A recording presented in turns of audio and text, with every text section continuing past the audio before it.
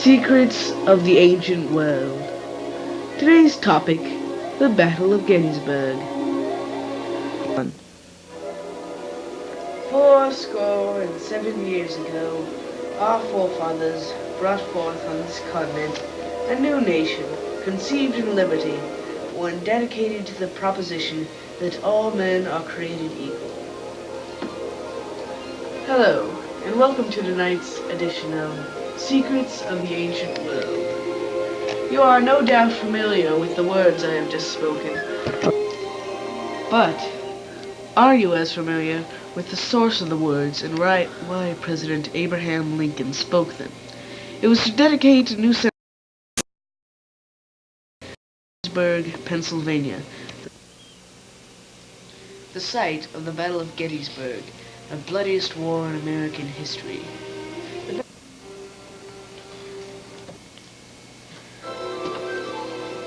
The Battle of Gettysburg was the turning point in an event that shaped our country, the Civil War.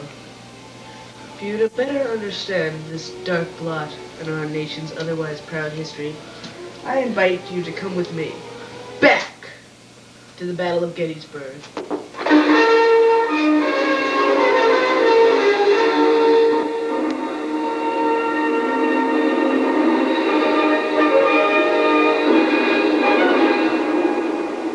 The Civil War began when 11 of the southern states seceded from the United States of America and formed their own country, the Confederate States of America.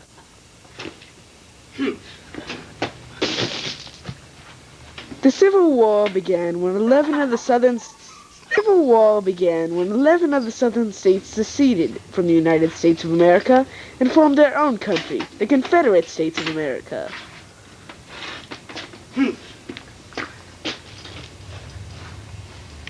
Throughout the Civil War, many famous battles were fought. Battles like Bull Run, Fredericksburg, Perryville, and others.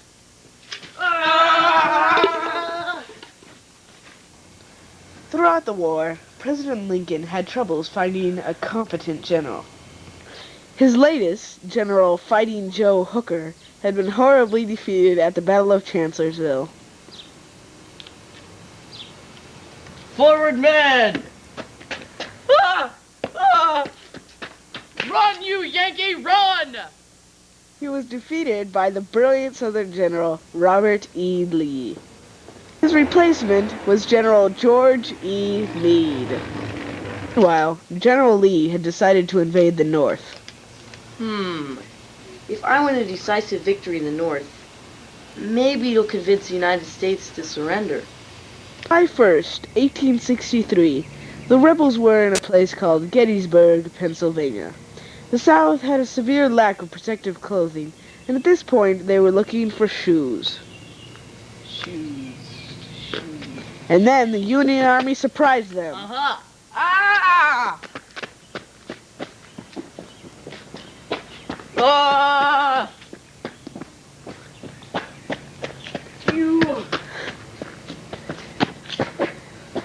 The Union far outnumbered the rebels. The fighting went on for 2 vicious days. The Southerners fought bravely, Don't you come back here again. but were far outnumbered.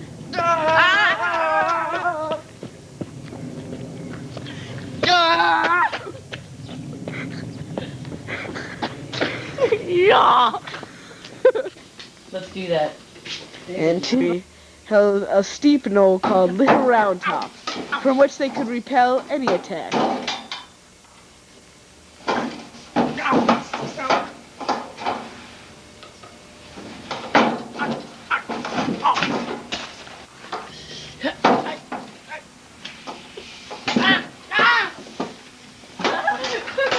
On July 2nd, General Lee hit upon an idea. Tomorrow morning, I think I'll take my army and drive it right through their army. At the same time, General Meade prepared his own strategy. I better get ready in case General Lee tries to run his army right through the middle of my army. 1 o'clock, July 3rd. July 1st, 15,000 soldiers from the South attacked the Union soldiers at Cemetery Ridge. Ah! Oh! The Union soldiers were able to drive them off. Treated. General Meade could have pursued them and won the war then and there, but for some reason he didn't, and the Civil War dragged on for another horrible 2 years. Forward, my... I need to tie my shoe.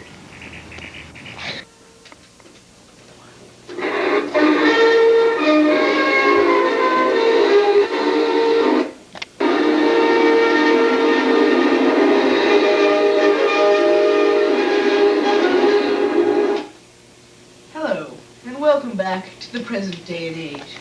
I hope you enjoyed our little excursion. I know I certainly did. I feel that I left that time with a better knowledge of the Civil War and its causes. Don't you? Anyway, I would just like to say good night and a fond farewell. His soldiers, including Sean, General stop assorted Southern soldiers and General Robert E. Lee, played by Nick Palmer. Assorted Northern soldiers and General George G. Meade, played by Alex Palmer. I was played by Sean McKissick.